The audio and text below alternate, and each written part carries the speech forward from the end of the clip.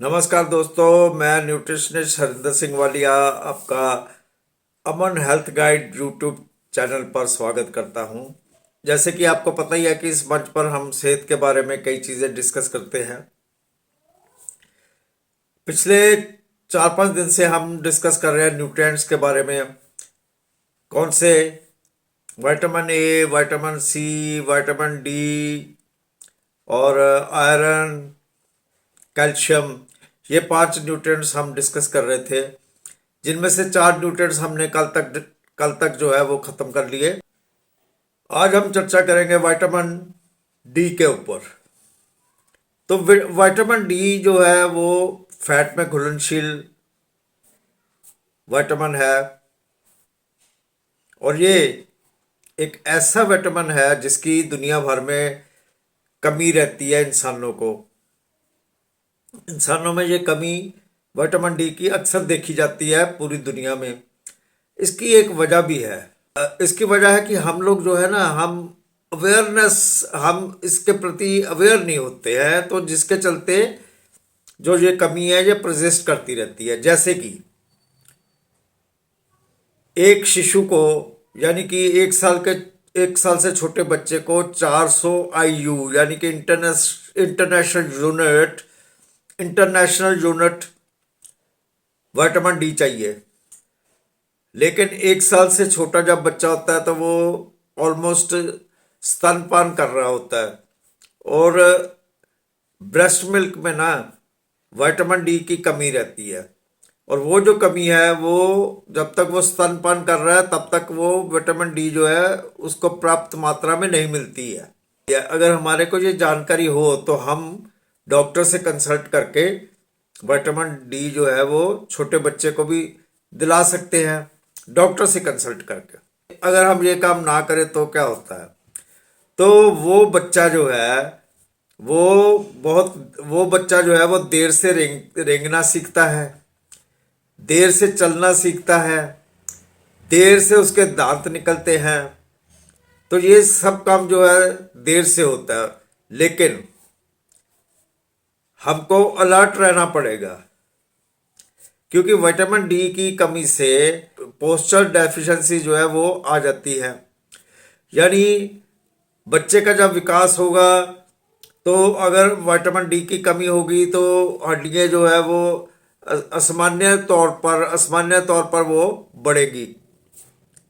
तो उससे क्या होगा, उससे नॉकनीज भी हो सकती है, उससे और भी पोस्चर डेफिशिएंसीज हो सकती है, जो हम किसी और वीडियो बनाएंगे तो इसके बारे में स्पेशली डिस्कस करेंगे।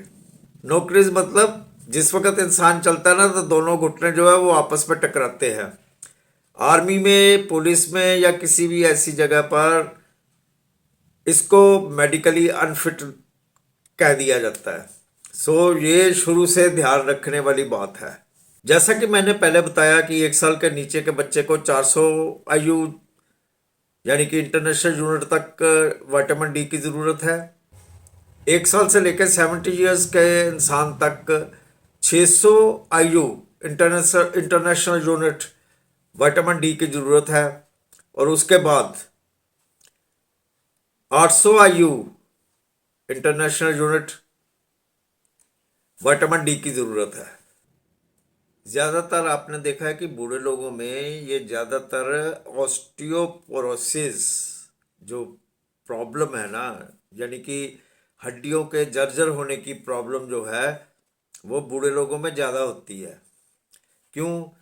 क्योंकि उस वक़्त उनको जो रिक्वायर्ड विटामिन डी है ना वो उनको मिलती नहीं है, तो आहिस्ता आहिस्ता आहिस्ता आहिस्ता जो है ये हड्डियाँ कमज़ोर होनी शुरू हो जाती है और हमारे को ऑस्टियोपोरोसिस की शिकायत होनी शुरू हो जाती है। इस बात को ध्यान से देखिए, आप इस बात पे ध्यान दीजिए कि अगर विटामिन डी की कमी को पूरा करना है ना तो कम से कम उसको 150 दिन लग जाते हैं। और अगर विटामिन डी की कमी के चलते हड्डियों में विकार आना है ना तो वो 20 दिन में आ जाता है। डिफरेंस देखा आपने? तो इस बात को आप समझिए में। और हड्डियों की तकलीफ अगर देखें ना तो इसमें कैल्शियम और फॉस्फेट्स जो हैं वो प्रचुर मात्रा में नहीं मिल पाते। इसलिए विटामिन डी की कमी से हमारे बुजुर्गों को और वयस्कों को भी, अडल्ट्स को भी हड्डियों के जर्जर होने की तकलीफ शुरू हो जाती है। सिर्फ हड्डियों की ही नहीं,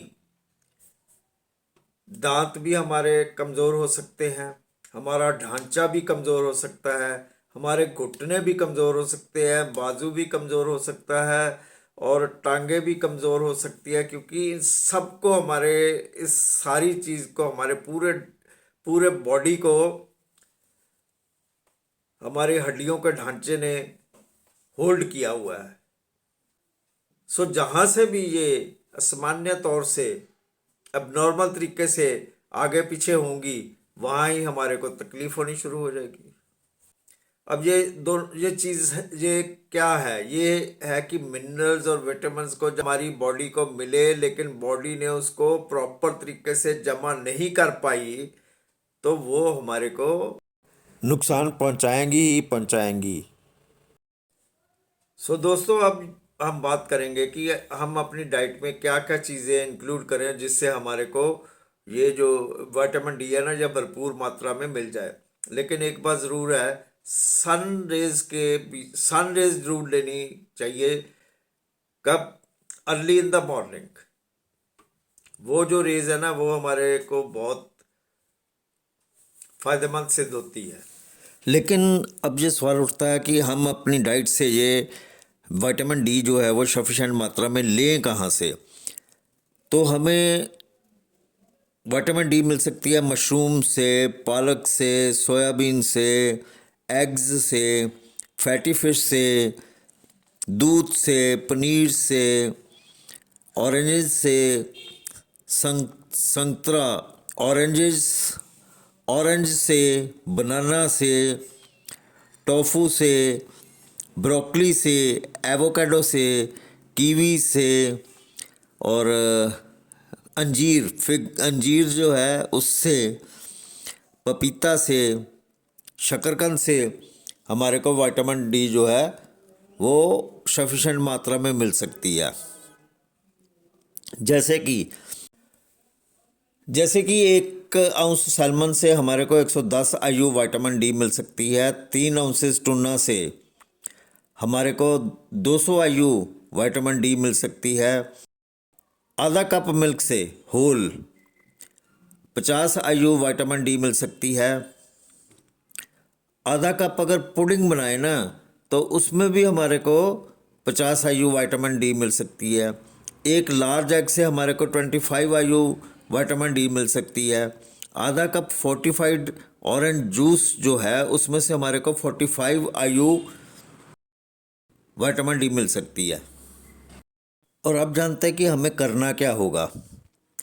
हमें अल्कोहल जो है उसको अवॉइड करना होगा, स्ट्रेस लेवल जो है उसको कम करना होगा, हमें सनलाइट में जाना होगा और सनरेज़ जो है वो अब्ज़ॉर्व करनी होगी। सनरेज़ में से विटामिन डी जो है वो अब्ज़ॉर्व करना होगा। बैलेंस डाइट लेनी पड़ेगी और हमेशा हाइड्रेटेड रहना पड़ेगा, यानी कि प्रचुर मात्रा में पानी लेना पड़ेगा। सो दोस्तों, आज के लिए बस इतना ही। उम्मीद करता हूँ कि आपको मेरी ये वीडियो पसंद आई होगी। इसी तरह की वीडियो के साथ बहुत जल्द आपके फिर रूबरू होगा। तब तक के लिए मुझे दें इजाज़त और तब तक आप मेरे चैनल को सब्सक्राइब, लाइक, शेयर और कमेंट ज़रूर करें। नमस्कार।